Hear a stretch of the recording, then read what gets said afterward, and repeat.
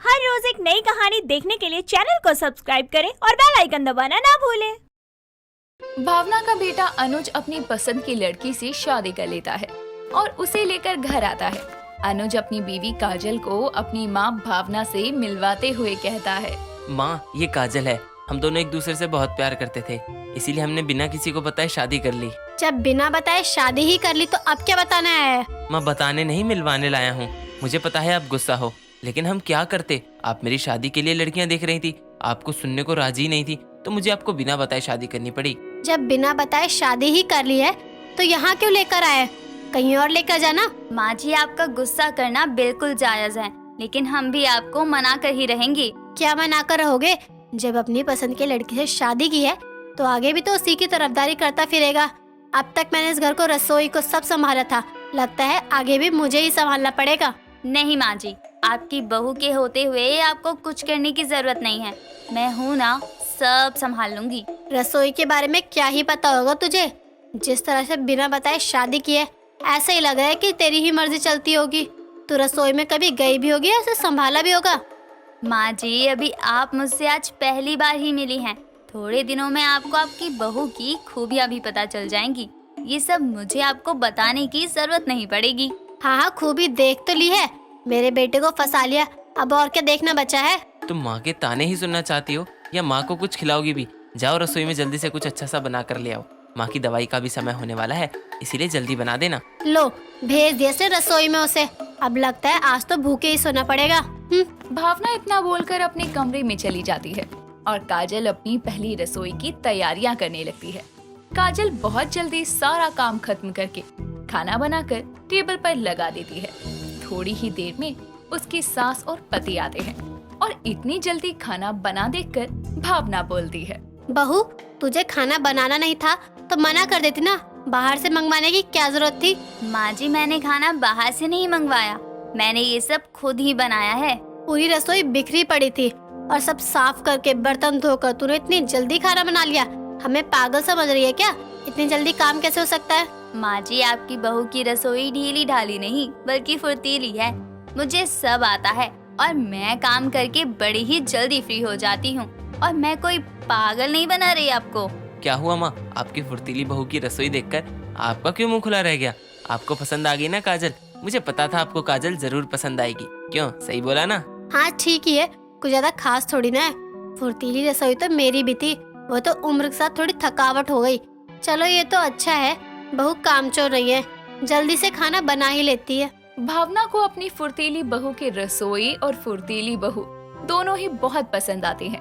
भावना भले ही पहले गुस्सा थी, लेकिन अब उसका गुस्सा धीरे धीरे शांत हो गया था। जब से उसकी बहू आई थी, तब से भावना को कोई काम नहीं करना पड़ता था। काजल इतनी फुर्तीली थी कि रसोई का काम करके वो अपने पति के साथ ऑफिस भी जाया करती थी।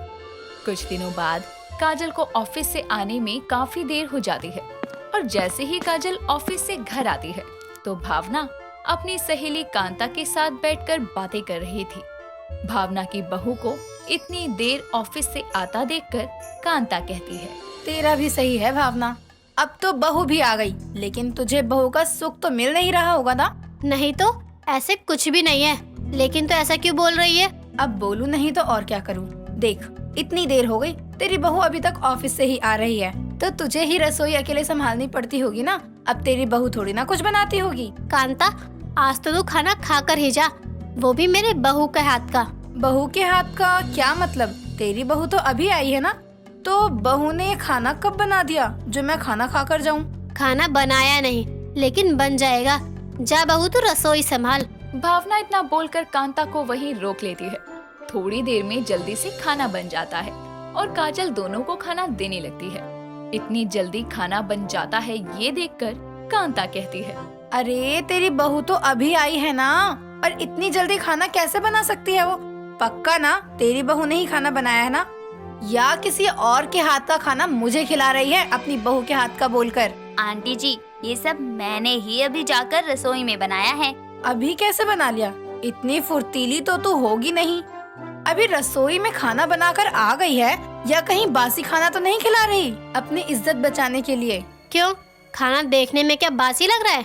नहीं, देखने में तो बासी नहीं लग रहा, लेकिन फिर भी इतनी जल्दी खाना थोड़ी ना बन सकता है। क्यों नहीं बन सकता? किसी किताब में लिखा है क्या इतनी जल्दी खाना नहीं बन सकता? अरे मेरी फुर्तीली बहू की रसोई में जल्दी से जल्दी खाना बन जाता है। रहने दे, क्यों अपनी बहू को बचाने के लिए झूठ बोल रही है? इतनी जल्दी खाना बन ही नहीं सकता। अरे मेरी फुर्तीली बहू की रसोई है, सब हो सकता है। मेरी फुर्तीली बहू सुबह सुबह उठकर रसोई का सारा काम करके जाती है, और शाम को तो तूने देख ही लिया है कितनी जल्दी सारा काम कर दिया। अब भी कुछ बोलना है क्या? नहीं, अब क्या ही बोलूं, तेरी फुर्तीली बहू की रसोई ने तो इतनी जल्दी सब कुछ बना कर रख दिया। ये तो हमसे भी नहीं होता। सही है तेरा, तेरी बहू ही सब संभाल लेती है, तुझे कुछ करना भी नहीं पड़ता। और नहीं तो क्या, जब माँ जी की बहू है फुर्तीली, तो बहू के होते हुए माँ जी को कुछ करना पड़े? नहीं नहीं, ये तो बिल्कुल भी अच्छा नहीं लगेगा मुझे। मैं खुद ही सारा काम कर सकती हूँ। काजल की फुर्तीली रसोई देखकर कांता का मुंह बंद हो जाता है और वो उसकी तारीफ करने लगती है। अपनी बहू की इतनी तारीफ होते देखकर भावना भी खुश थी। ऐसा ही कई दिनों तक चलता है और भावना की फुर्तीली बहू की रसोई से उसके पूरे मोहल्ले में चर्चे होने लगे थे। लेकिन ऐसे ही एक दिन काजल रसोई में जल्दी से बर्तन धोकर खाना बनाने के लिए सब्जी काट रही थी। तभी वहाँ भावना आती है और अपनी फुर्तीली बहू की रसोई देखकर भावना कहती है, बहू तेरी फुर्तीली रसोई है, अच्छी बात है, लेकिन इतना काम करना तेरी सेहत के लिए भी तो ठीक नहीं है। अपने शरीर को भी तो थोड़ा आराम दे। माँ जी, मुझे थकान हो तब तो मैं आराम करूँ ना। मुझे थकान ही नहीं होती, इसलिए मैं आराम ही नहीं करती। और वैसे भी काम इतना सारा तो है, लेकिन आधे घंटे का काम है, बस मैं फटाफट से कर दूंगी। हाँ मुझे पता है, तू जल्दी से कर तो देगी तेरी फुर्तीली रसोई जो है, लेकिन तू पूरा दिन ऑफिस में रहती है और जब घर आती है तो रसोई में रहती है। तो किसी और की रसोई में थोड़ी ना रहती हूँ, अपनी ही रसोई में रहती हूँ। आपको तो खुश होना चाहिए। तुझे तो बोलना ही बेकार है। मैं क्या बोल रही हूँ और तू है कि अपना ही बोले जा रही है। माँ जी, आप कमरे में जाओ और आराम करो। माँ जी, मैं अब खाना बना लो जल्दी से, ऊपर से और भी तो काम करने हैं। हाँ, तू वो तेरे काम पहले इतने जल्दी सारा काम कर लेती है, ऊपर से फिर भी तेरा काम है कि खत्म ही नहीं होता। भावना काजल को समझाती है, लेकिन काजल भावना की बिल्कुल भी बात नहीं मानती। ऐसा ही कई दिनों तक चलता है। कुछ दिनों बाद कमजोरी की वजह से काजल को चक्कर आ जाता है और वो गिर जाती है। भावना और अनुज उसे हॉस्पिटल लेकर जाते हैं, जहां डॉक्टर काजल का चेकअप करने के बाद बोलते हैं, देखिए, इनके शरीर को बिल्कुल भी आराम नहीं मिलने की वजह से इन्हें चक्कर आ गए हैं। इसी की वजह से इनकी तबीयत खराब हो गई। देखा, मैं तो पहले ही बोलती थी कि अपनी फुर्ती थोड़ी कम दिखा। फुर्तीली रसोई के चक्कर में अपनी तबीयत खराब कर ली इसने। माँ सही बोल रही हैं। फुर्तीली बहू की रसोई में अपनी सेहत तो जैसे बिल्कुल भूल ही गई थी तुम काजल। आपके परिवार वाले सही बोल रहे हैं।